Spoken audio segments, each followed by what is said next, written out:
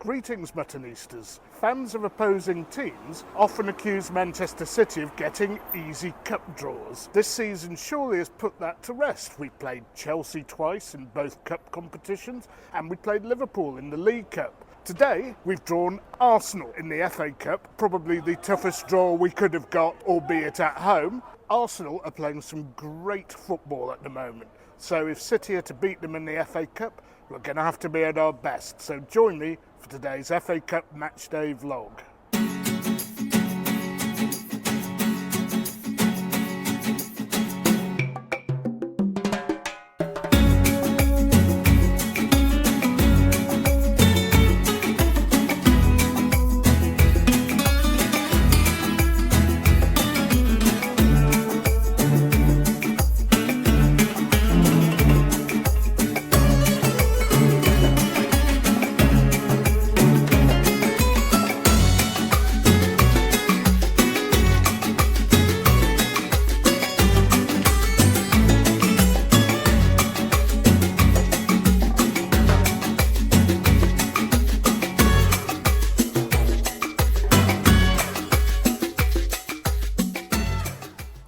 I'm running a bit short of time at the moment, so there might not be a food segment tonight, I'll have to see. I will try and seek nourishment through a pint of Guinness, however. I used to like drinking Guinness a lot, and unfortunately going over to Ireland and getting the high quality stuff over there put me off a bit. It's been quite a few years since I've been to Ireland, and the pub behind me, Mulligans, well, some reckon the Guinness is about as good as you get in the UK and as good as many places in Ireland. So let's give it a try and see whether that holds true.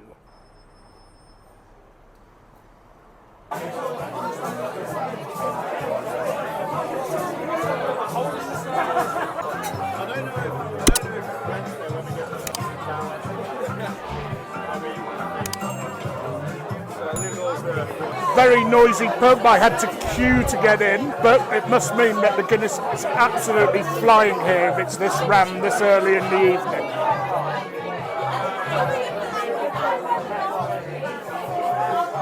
Now that is really good. I have had better in Ireland, as you'd expect. Not much better in Britain. I'd say maybe the Sheepshaven Bay in London I've been to gives this a run for its money, but absolutely those are the best two pubs for Guinness that I've been to in Britain. Okay, what a fine pint that was. Now the team news has come out, and I have to say that Arsenal have dipped into their reserves a lot more than City have. It's still a pretty strong Arsenal team, but they don't have Odegaard playing, for example. Basically, City have their strongest team out, apart from the goalkeeper Ortega, who always plays in cup games in place of Edison. I think that gives City the edge, and my prediction for tonight is a 2-1 win for City. Anyway, time to take the tram to the stadium. Just a footnote about Mulligans. It was absolutely heaving. If you want to go there on a weekend, get in early because you won't get a table, a seat or even a standing place if you don't. And another thing to note, it's quite a red pub. Very much a United supporting pub, but when the quality of the beer's that good, that sort of thing is a secondary consideration.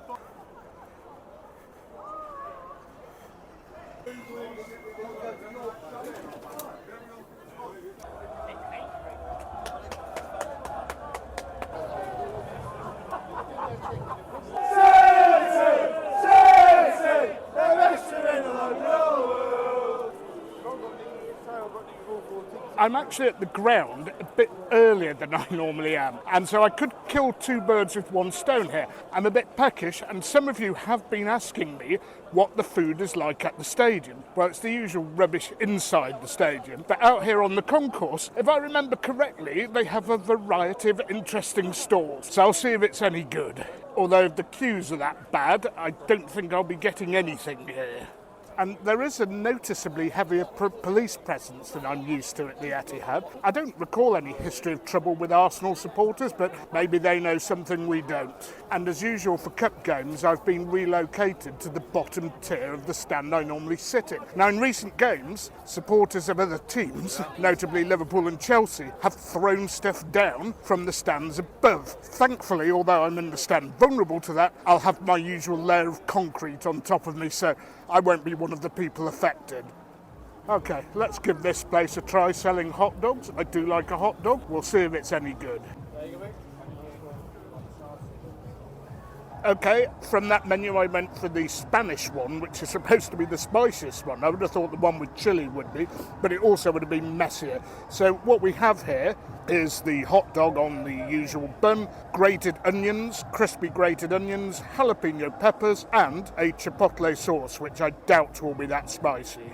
Usually at football grounds you do get severe cases of monopolistic abuse, which you get to a point inside. You'll get food inside, but it's absolute junk, although I couldn't say this is anything other than junk food either. But given that there is a choice outside, I expect this to be half decent. Oh, and I'm going to have to put the camera down because I can't eat this one-handed. Now, had I been prepared to queue, now this is where I should have gone, Pancho's Burritos. They actually have their Mexican stall, their main one, in the Arndale Centre on Market Street, and I've had a burrito or some tacos from there before, and I know they're good. So next time, viewers, that is where I'll go, although there is, unsurprisingly, a bit of a queue. As for the hot dog itself, it did actually have a bit of a kick, so the portion size was quite good, although I did lay out £7 for that. About what you'd expect, to be honest, at a sporting arena. Anyway, tonight, I think the key is basically how City play and retain the ball. If they're sloppy, like they were in the first half against Tottenham, or the passing is bad, as it was a bit against United, then we're going to get ourselves into trouble. But I'm confident that we've turned the corner, but care in possession is everything. Anyway, there's a big queue for security, so I'd better get on with it and head inside into the stadium.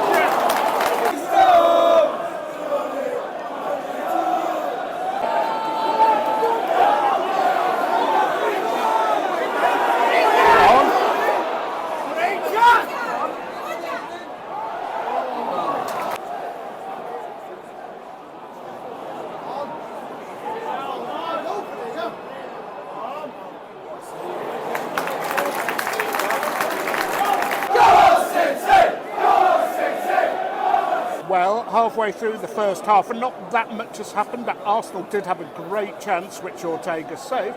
And at the other end, if Erling Haaland could have untangled his feet in time, he would have got a cleaner strike at goal. Hard to tell which way this game's going to go.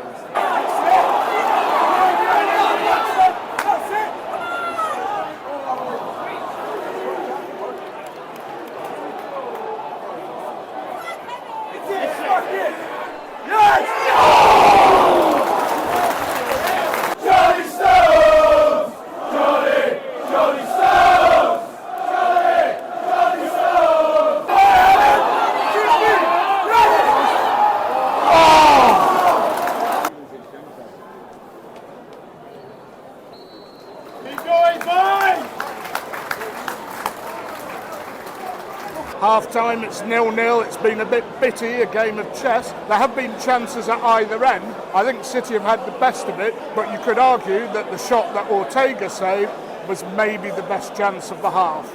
Arsenal do actually play their football in a similar style to City, so it's been press, counter-press, pass, keep possession, and both sides have been a little bit sloppy at times with possession, and both goalkeepers are not too good with their distribution, in my opinion. Anybody's game, no idea what's going to happen in the second half. City, as I said, have had the better of it, so let's hope that remains the case in the second half. As for beer, well, a Friday night there's going to be some heavy consumption here.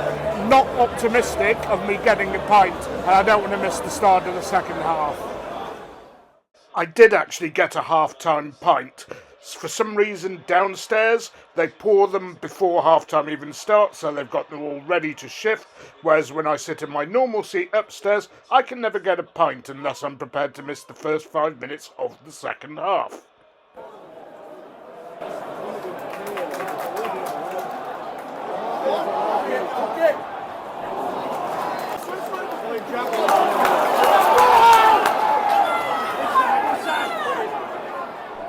Yes! Oh.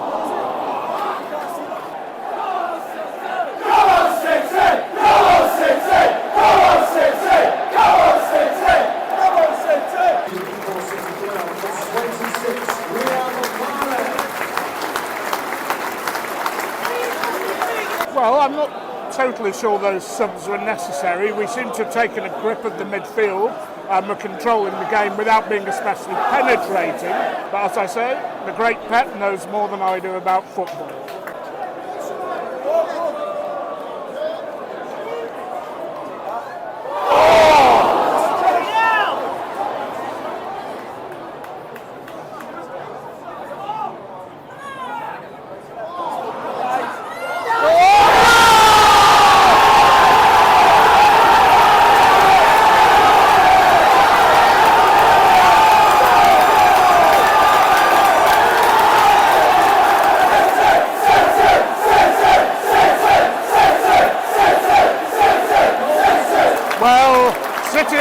Piling the pressure on, the ball hit the post after I think a good save from the Arsenal keeper. Grealish got it back on the other side off the post, managed to play an outrageous back flick to none other than Nathan Aké, who stuck it home right in the corner. 1-0 City.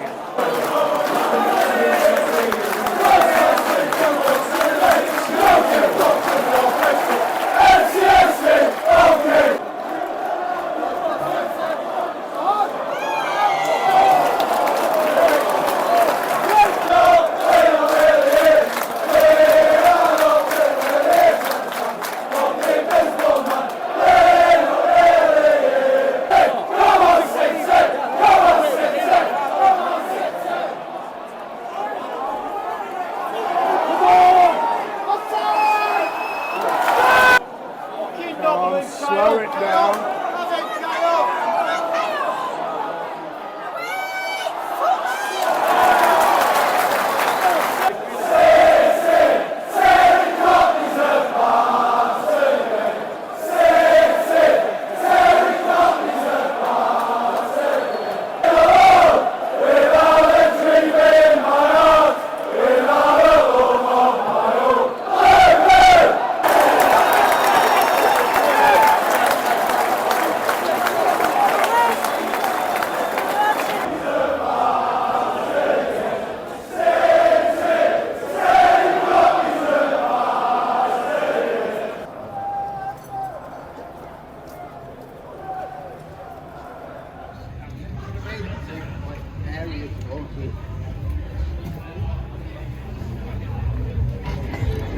Well, Muttonistas now ensconced in the Northern Monk after the game. Just on the session ale tonight, because I don't want to be slurring my words during the vlog, do I? But as for the game itself, it was a little bit uneventful. It was like a game of chess, really, very tactical. Both sides retaining possession in long periods, both sides playing quite a high press and forcing over a few turnovers, not too many. In fact, I think City did force more turnovers than Arsenal did, but Arsenal made sure that their turnovers were not in such dangerous areas on the whole. I thought both keepers played well, except that they were a little bit sloppy with their distribution. Ortega may well have been instructed to try and lump long balls up to try and find Erling Haaland, but until Guardiola speaks on the matter, we won't really know. But I suspect that there was some tactical instruction to do that.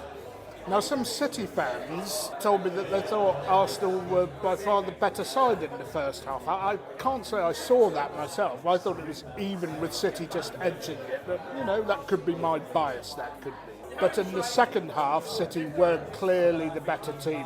And when the goal came, it was after quite a sustained period of pressure. Kyle Walker was brought on and played very high up the pitch. He was more like a wing-back than a full-back. And I do think that did disjoint the Arsenal tactical setup a little bit. Now, when the substitutions were made, or the first City substitutions other than Stones, who was injured, I wasn't really sure about it, but lo and behold, I say something negative about it, and look who pops up. One of the subs, Alvarez, fired a fierce shot onto the post. I thought the goalkeeper might have got something to that, but it seems he didn't. It went straight onto the post. Came back to Grealish, and wow, after he danced around a little bit in the penalty area, that ball, that sort of reverse cutback, is it, to Aké was absolutely fantastic, who finished beautifully. I mean, a top striker would have been proud of the way he kind of curled and passed it into the far corner. And goal aside, Aké was our star performer today. He really kept Saka quiet. I was really worried about the damage that he could do on the wing, Saka, but what a great game Aké had. And I've been saying this all season. He has been a revelation when he first came. I thought some of his performances were a bit iffy, but now, first name on the team list when it comes to picking the back four, in my opinion. As for Arsenal, they kind of fielded 2/3 of their first team. I think they won't be that bothered about going out. Obviously, everybody wants to win, and he wanted the players he put out to win, did Arteta. But if they're playing one game a week, maybe with the second team playing the Europa League, it will probably help them at the end of the season in their quest to win the league. A lot of their best players actually came on at some point, but it does make a big difference as to whether they start or not. And I think he didn't have that much to play with. He needs to keep his first team fit. That may well be the key to Arsenal winning the league. City, I think, could have been a bit more energetic. I thought the whole match was a little bit subdued in terms of the tempo. Very cagey, very tactical, and I suspect the league game might not be like that at all, and I don't think we can take that much from it. I know some Arsenal fans will say, oh, well, that was close to full strength for City and they only beat us 1-0 at home, but I don't think you can take anything from that. And I'm sure that game will be a blockbuster, and I'll be there to cover it for you Muttonistas. The draw for the 5th round of the Cup is out on Monday. Doubtless we'll get another tough draw, although a lot of the best teams have already gone out in this competition. I'm not going to Tottenham away at the weekend, so my next vlog will be at home to Aston Villa on Sunday the 12th, with the vlog coming out on the 13th. So until then, Muttonistas, I'm going to have to love you and leave you again. Please remember to keep liking, keep subscribing and keep sharing. But most of all, don't forget, you can't beat a bit of mutton.